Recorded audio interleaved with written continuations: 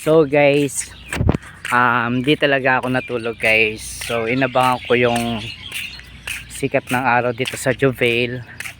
And pakikita ko sa inyo yung kagandahan talaga ng Juvail. Dahil syempre,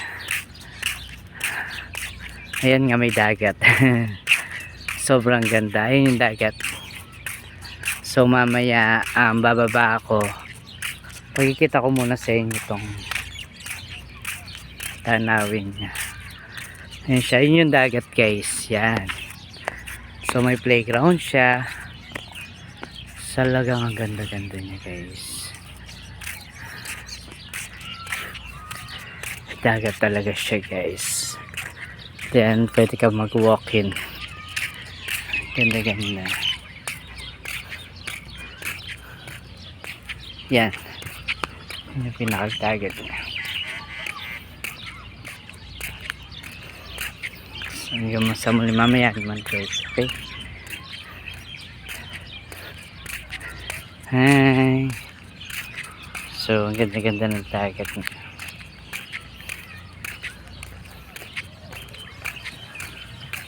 Ayan. Maganda guys. Sobrang may inspire ka guys sa kagandahan niya. Ayan. Binuksan na yung binuksan na yung mga pandilig nila, yung water. Alam niyo pa guys na nakaka-relax talaga siya pag nakita mo yung syempre sa lawak ba naman pala ng Saudi, meron pala siyang ganito kaganda, diba? Meron pala siyang ganito kaganda tanawin. Beach talaga siya na walang bayad, libre lang talaga siya guys. Napakaganda. Yan, puro mga Pinoy guys.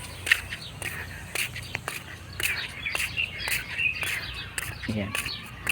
Sobrang ito, malapit na ako. Yung mga Pakistani paborito nila dito. Mga paksiw. Favorite nila dito guys. So bababa tayo dyan guys. Don't worry. And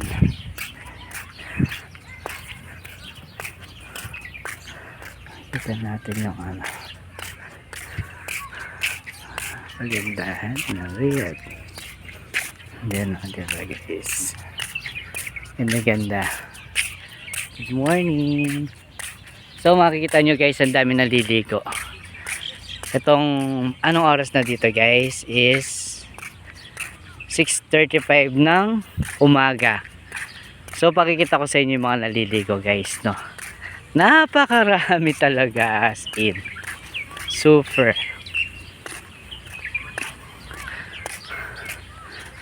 duper guys. See, ito na guys. Alam niyo guys, Baywalk, kundi lang nasira, ganito siya. Ayan guys, madami naliligo guys. Talaga naman, yan nyo siya. Yan guys, ayun yung mga naliligo. Pakikita ko. Ayan sila, mga tao lahat yan nandoon. Lalapit ako, layo ko na konti.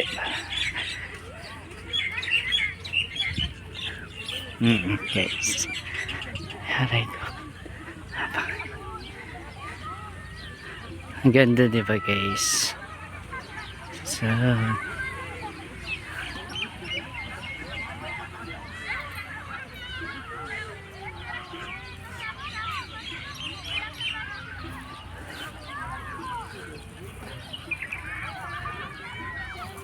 dami guys. She's napakaganda guys ng Juvail.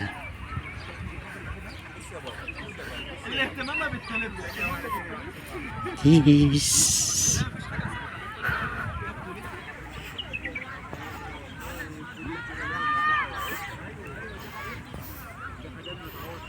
Yes, diba? Ang ganda. So, mamaya na naman.